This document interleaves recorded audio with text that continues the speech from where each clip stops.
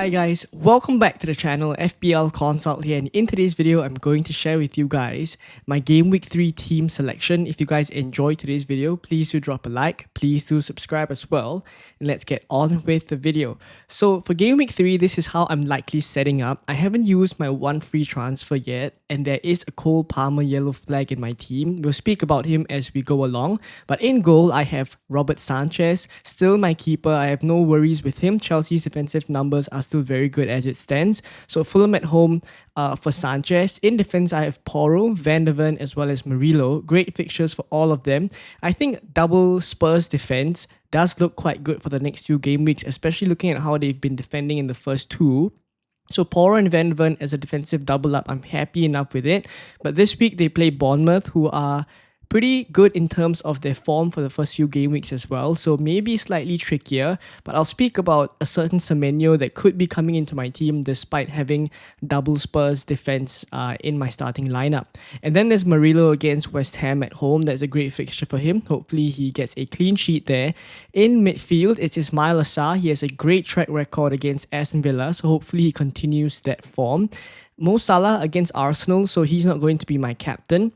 And then there's Bruno Fernandes against Burnley at home. Now, Bruno Fernandes was going to be my captain, but looking at how Manchester United are on a really poor run of form, coupled with the fact that Fernandes is playing very deep and has not put up very good XG numbers at all in the first two game weeks, I don't think I'm very comfortable captaining Bruno Fernandes despite the good fixture for him.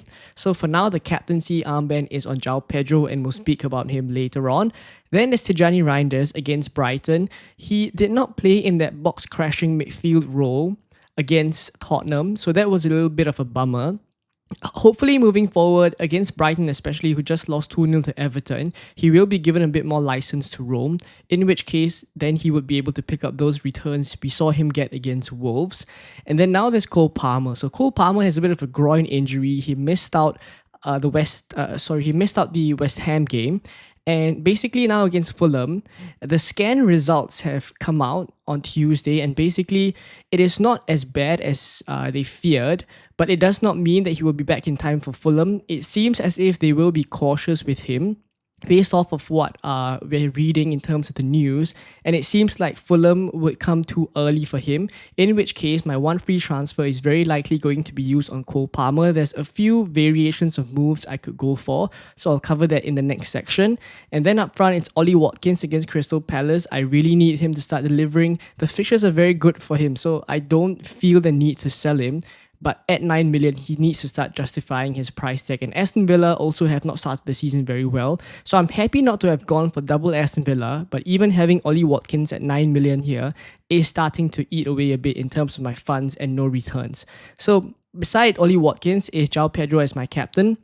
If Cole Palmer misses out, which is very likely going to be the case, João Pedro could be on penalties. Now, I'm not saying that he definitely will be. I think there's Enzo Fernandez as well in midfield who could take very good penalties. So, but it does seem likely, right, that João Pedro would be the next penalty taker in line if Cole Palmer misses out. So with that fact, and also that João Pedro got very good minutes against West Ham last game week, I do think like I'm comfortable enough to play João Pedro. Also, the fact that we saw Liam Delap and João Pedro in the same starting lineup in Game Week 2 against West Ham, it's likely that Maresca is not in a situation where he feels he can only play either one of them. He definitely can play both, and we saw that against West Ham. So comfortable enough to captain him.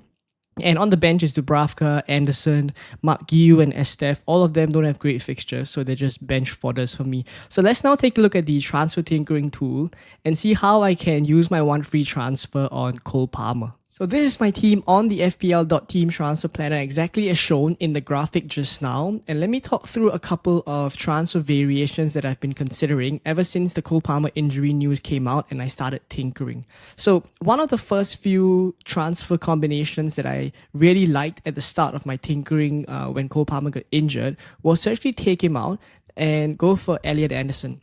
because this frees up lots of money. Elliot Anderson is only 5.5, and the fixtures are pretty alright for Nottingham Forest. There's a couple of difficult ones like Game Week 4 against Arsenal, Game Week 7 against Newcastle, Game Week 8 against Chelsea. But the beauty of a 5.5 million midfielder is that you don't mind benching him in those tough game weeks. And the real benefit of going for Elliot Anderson is that come Game Week 4, when Mo Salah has Burnley away, Liverpool has Burnley away, I can simply do Mark Guiu up to Ekitike, who has been doing very, very well, started the season fantastically.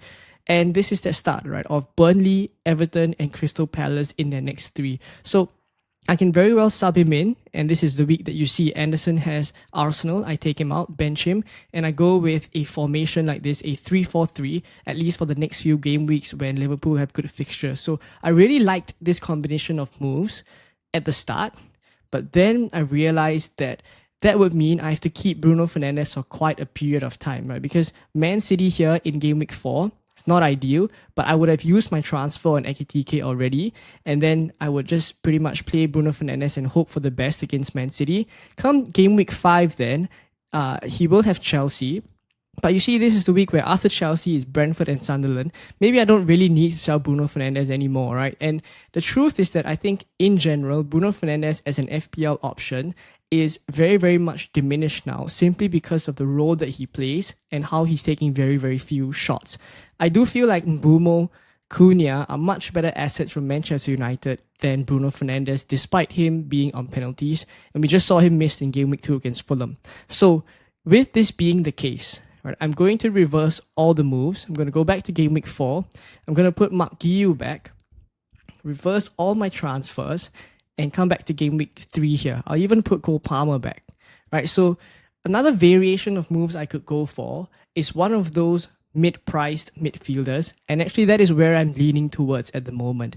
Now, the one that I'm most fond of for now is actually Antoine Semenyo, and it's mainly because of the good run of fixtures that he has all the way up till I potentially need to wildcard.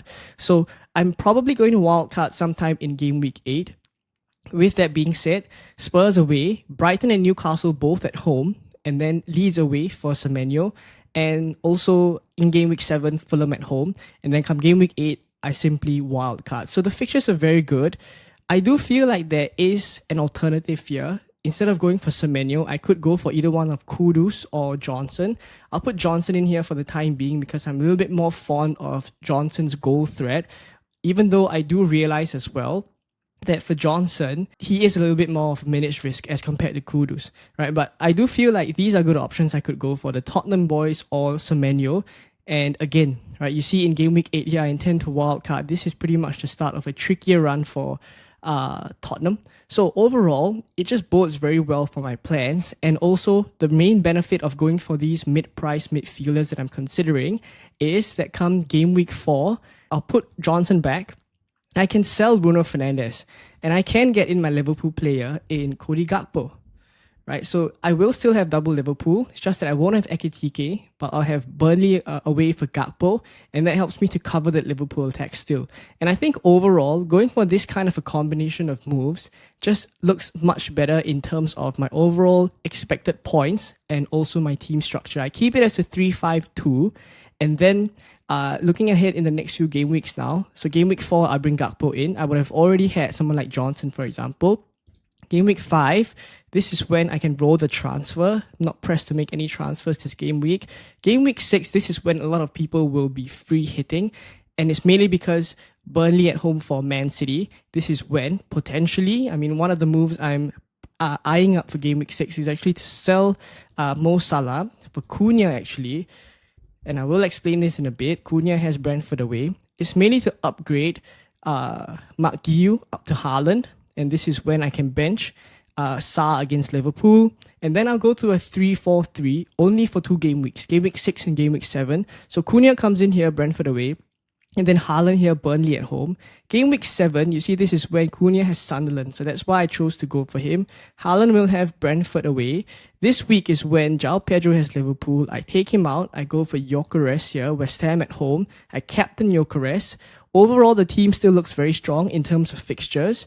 And then in game week 8, I wildcard. So I think looking at the overall structure again then and the transfer routes, going all the way back to game week 3, I do feel like instead of going for the Ekitike move and, making myself lock into Bruno Fernandes for so long, I do feel like going for a mid-price midfielder, either Johnson, Kudus, could be Semenyo as well. I put Semenyo in here for illustration purposes as well.